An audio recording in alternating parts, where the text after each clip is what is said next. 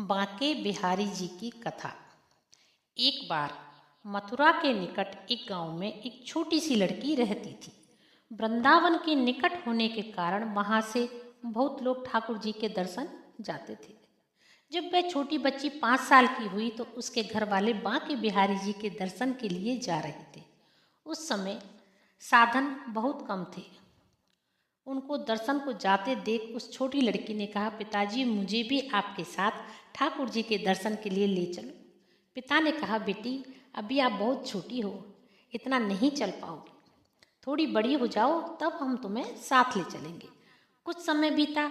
जब वह 7 साल की हुई तो फिर घर वाले किसी कारणवश वृंदावन जा रहे थे। फिर उस बच्ची ने कहा, पिताजी अब मुझे अपने साथ ले चलो ठाकुर जी के दर्शन के लिए। लेकिन किसी कारणवश वो उनको ना ले जा सके। बच्ची के मन में ठाकुर जी के प्रति बहुत प्रगाढ़ प्रेम था। वह बस उनका मन से चिंतन करती रहती थी और दुखी भी होती थी कि आज तक ठाकुर जी के दर्शन नहीं कर सकी।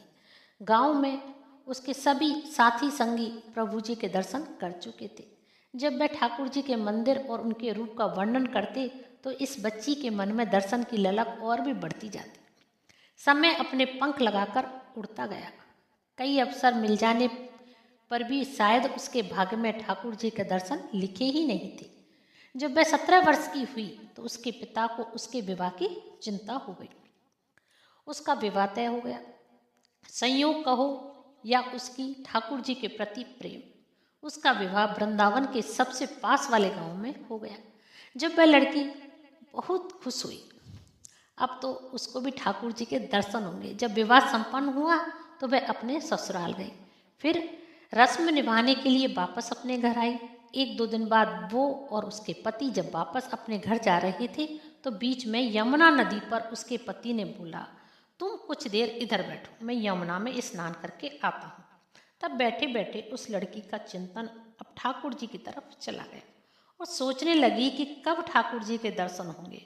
उस लड़की ने लंबा घूंघट निकाल रखा था क्योंकि गांव है, ससुराल है, और वहीं बैठ गई और मन ही मन विचार करने लगी, देखो ठाकुर जी कितनी कृपा है, उन्हें मैंने बचपन से भजा और दर्शन के लिए सोचा। उनकी कृपा से अब मेरा विवाह श्री धाम वृंदावन में ही हो गया। मैं इतने सालों से ठाकुर जी को मनाती हूँ पर अब तक उनसे कोई भी रिश्ता नहीं जोड़ा। फिर सोचने लगी, ठाकुर जी की उम्र क्या हो सकती है? मेरे हिसाब से तो लगभग 17 वर्ष के होंगे। मेरे पति 21 वर्ष के हैं, उनसे थोड़े ही छोटे होंगे, इसलिए वह मेरे पति के छोटे भाई की तरह हुए, तो मेरे देवर की तरह। तो आज से ठाकुर जी मेरे देवर होंगे। अब तो ठाकुर जी से नया संबंध जोड़कर उसको बहुत प्रसन्नता हुई और मन ही मन ठाकुर जी से कहने, ठाकुर जी आज से मैं आपकी भाभी और आप मेरे देवर हो गए। अब समय कब आएगा जब आप मुझे भाभी भाभी कहकर पुकारोगे? जब वो किशोरी ये सब सोच रही तभी एक किशोर अवस्था का सांवला सा लड़का उधर आ गया और कहने लगा, भाभी भाभी। लड़की अचानक अपने भाव से बाहर आ गई और सोचने लगी, वृंदावन में तो मैं नहीं हूँ, ये भाभी कहकर कौन बुला रहा है? वह नहीं थी, इसलिए घूंघट उठाकर भी नहीं देखा। गांव के किसी बड़े बूढ़े ने देख लिया तो बड़ी बदनामी होगी। जब वह बालक बार बार कहता तो वह उत्तर ही नहीं देती। बालक उसके पास और कहा, भाभी एक बार तो अपना चेहरा दिखा दो। वह सोचने लगी, अरे यह बालक तो बहुत जिद कर रहा है, इसलिए वो और कस के अपना घूंघट पकड़ कर बैठ गई, कहीं घूंघट उठाकर न देख ले। भाभी आपने यह पर्दा क्यों कर रखा है? हम तो आपके देवर हैं। उस लड़की ने उनको एक नज़र देखा, फिर कहा, नहीं हम आपको नहीं जानते, और घूंघट ओढ़ लिया। नहीं नहीं हम आपको जानते हैं, आप उस गांव के हो ना, बस कुछ ही दूर में हमारा घर है। भाभी अपना चेहरा तो दिखाओ। जब वह कह दिया ना हम आपको नहीं जानते, इनको पता चल गया तो बहुत मार पड़ेगी। भाभी आप तो नाराज हो रही, देखो हम आपके इतने प्यारे देवर हैं, आपसे मिलने के लिए इतनी दूर तक आ गए और आप हो कि बात ही नहीं करती हो, क्या आप हमसे मिलना नहीं चाहती? इतना कहते उस लड़के ने घूंघट खींच लिया और चेहरा देखा और भाग गया। थोड़ी देर में उसका पति भी आ गया। उसने अपने पति को सब बात कही। पति बोला, चिंता मत करो, वृंदावन बहुत थोड़ा ही है, दूर थोड़ा ही है, कभी भी किसी गली में कोई लड़का मिल गया तो हड्डी पसली एक कर दूंगा, फिर कभी ऐसा नहीं कर सकेगा। तुम्हें जब भी और जहाँ भी दिखे मुझे जरूर बताना। फिर दोनों घर चले गए। कुछ दिन बाद उसकी सासू माँ ने अपने बेटे से कहा, बेटा तेरा विवाह हो गया, अब बहू मायके से भी आ गई, परंतु तुम दोनों अभी तक बांके बिहारी जी के दर्शन के लिए नहीं गए। कल तुम जाकर बहू को ठाकुर जी के दर्शन करा लाना। अगले दिन दोनों पति पत्नी ठाकुर जी के दर्शन के लिए मंदिर जाते हैं। मंदिर में बहुत भीड़ थी। लड़का कहने लगा, देखो तुम स्त्रियों के साथ आगे जाकर दर्शन करो, मैं आता हूँ। जब वह आगे गई पर घूंघट नहीं उठाती। उसको डर लगता कि कोई बड़ा बूढ़ा देखेगा तो क्या कहेगा। नई बहू घूंघट के बिना ही घूम रही थी।